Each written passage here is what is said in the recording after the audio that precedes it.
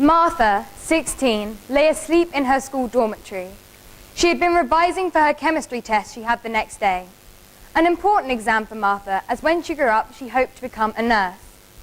As she slept, bam, her and 230 girls from her school were violently kidnapped and forced into trucks at gunpoint by the Boko Haram. These were men who did not believe those girls had the right to be in school and that they did not have the right to an education. At that moment, all of Martha's hopes for the future had been ripped from her, and she might never get them back.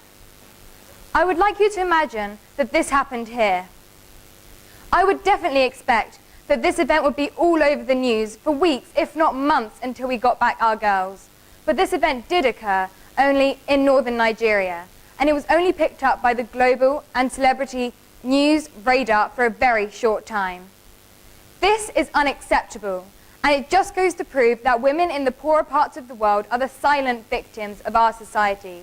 And we, as fellow human beings, need to provide them with a voice. Globally, 65 million girls are not in school. This is heartbreaking, but I know that most of us wake up each day wishing that we didn't have to go. We don't know what's going to happen to those girls if they're not brought home. But we do know that some of them have already been forced into a childhood marriage. All of these girls are under the age of 18, which means they still have the conventional rights of a child. They have the right to safety, the right to education, and the right to say no to a childhood marriage. So why are so many of these human rights being abused? Plan UK teach us that 14 million girls a year are forced into a childhood marriage. In the time that I just stopped speaking, a girl has been forced to become a child bride. And again when I just said that. In fact, it equates to a girl every 2 seconds being forced into a childhood marriage.